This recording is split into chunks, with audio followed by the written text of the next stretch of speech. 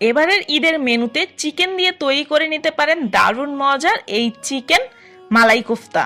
তৈরি করা কিন্তু খুবই সহজ, খেতেও অনেক বেশি মজার হয়ে থাকে।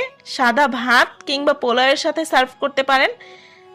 সাদা ভাতের চাইতে পোলাওয়ের সাথে কিন্তু এই মালাই কোফতাগুলো খেতে অনেক বেশি মজার হয়ে থাকে।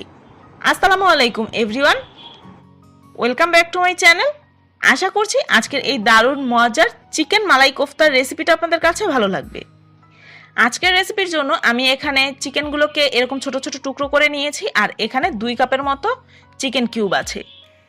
সেই সাথে এখানে দিয়ে দিচ্ছি 1 চা চামচ পরিমাণ লাল মরিচের গুঁড়া, আধা চা চামচ পরিমাণ দিয়ে দিয়েছি ভাজা জিরার গুঁড়া, সেই সাথে আধা চা চামচ পরিমাণ গরম মশলার গুঁড়া, দিয়ে দিয়েছি স্বাদ মতো কিছুটা লবণ, প্রায় 1 চা চামচের মতো আছে, সেই সাথে কিছু কাঁচামরিচ কুচি, 2 টেবিল চামচ পরিমাণ দিয়ে দিয়েছি ধনিয়া পাতা কুচি, আদা রসুন বাটা ব্যবহার করেছি এখানে 1 টেবিল চামচের মতো, সেই সাথে এরকম 3টা ব্রেডের টুকরা আমি ব্যবহার করেছি। এখন এই সব কিছুকে একটা ব্লেন্ডার জারে নিয়ে সুন্দর মতো ব্লেন্ড করে নিতে হবে। চাইলে কিন্তু এখানে ব্লেন্ড করার ঝামেলা ছাড়া আপনারা চিকেন কিমাটা ব্যবহার করতে পারেন। সেই ক্ষেত্রে সব কিছু হাত দিয়ে সুন্দর মতো একটু সময় নিয়ে মথে নিলেই দেখবেন হয়ে যাবে। এখন হাতে তেল মেখে নিয়ে অল্প অল্প করে মিশ্রণ নিয়ে এরকম বল শেপ দিয়ে নিতে হবে। নিজেদের পছন্দ মতো কিন্তু ছোট বড় শেপ করে এগুলো তৈরি করা যাবে। একে একে আমি সবগুলো তৈরি করে নিয়েছি। এখন একটা ফ্রাই প্যানের মধ্যে আধা কাপের মতো তেল দিয়ে এগুলোকে ভেজে নিব। চুলার হিটটা মিডিয়ামে রেখে এগুলো একটু ভেজে নিয়েছি। চাইলে কিন্তু কাঁচাও রান্না করা যায়, অনেকেই এই মালাই কোফতাটা কাঁচা রান্না করে থাকেন, তবে আমার কাছে একটু ভেজে নিলেই মনে হয় খেতে বেশি মজার হয়ে থাকে। দেওয়ার পরে একটা পাশ যখন হয়ে যাবে ওই পর্যায়ে এগুলোকে উল্টে দিয়েছি। এখন একটু নেড়েচেড়ে এগুলোকে ভেজে চুলা থেকে নামিয়ে নিচ্ছি। এই তেলের মধ্যেই আমি দিয়ে দিয়েছি 2 টুকরো দারচিনি এবং 2টা সাদা এলাচ, সেই সাথে দিয়ে দিয়েছি আধা কাপ পরিমাণ পেঁয়াজ বাটা। পেঁয়াজটা দিয়ে কিছুক্ষণ একটু নেড়েচেড়ে ভেজে নিয়ে এর মধ্যে দিয়ে দিচ্ছি 1.5 টেবিল চামচের মতো আদা রসুন বাটা। এখন এই মশলাগুলোকে সুন্দর মতো কষিয়ে নিতে হবে যাতে করে পেঁয়াজ আর আদা রসুনের কাঁচা গন্ধটা একেবারে চলে যায়। এখানে আমি নিয়ে নিয়েছি আধা কাপ পরিমাণ পেঁয়াজের বেরেস্তা, 2 টেবিল চামচ পরিমাণ বাদাম, 1 টেবিল চামচ পরিমাণ নিয়ে নিয়েছি কিশমিশ, সেই সাথে 1/4 কাপ নিয়ে নিয়েছি টক দই। এখন এই সব কিছুকে ব্লেন্ডারের সাহায্যে সুন্দর মতো আমি ব্লেন্ড করে নিয়েছি। নেড়েচেড়ে মিশিয়ে কিছুক্ষণ এই মশলাটাকে কষিয়ে নিয়েছি।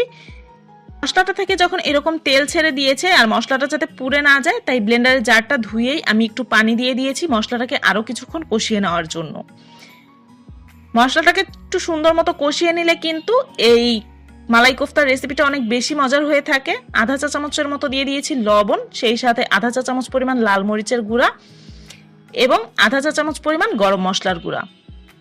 চেষ্টা করবেন মরিচের গুঁড়াটা একটু ব্যবহার করতে, আবার চাইলে কিন্তু স্কিপও করা যাবে, তবে এই লাল মরিচের গুঁড়াটা ব্যবহার করলে এর কালারটা অনেক বেশি সুন্দর আসে। বেশ খানিকটা সময় নিয়ে একটু নেড়েচেড়ে মশলাটা কষিয়ে নেওয়ার পরে যখন এরকম তেল ছেড়ে উঠবে ওই পর্যায়ে দিয়ে দিচ্ছি 1.5 কাপের মতো পানি।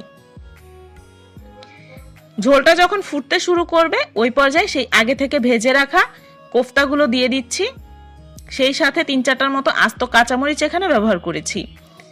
এখন এটাকে ঢাকনা দিয়ে ঢেকে রান্না করে নেব 10 থেকে 12 মিনিটের জন্য।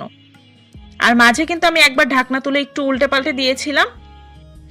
10-12 মিনিটের মধ্যে কিন্তু সুন্দর মতো এগুলো কুক হয়ে যাবে, যেহেতু চিকেনের সলিড পিস ব্যবহার করেছি আর আগেও কিছুটা ভেজে নিয়েছিলাম।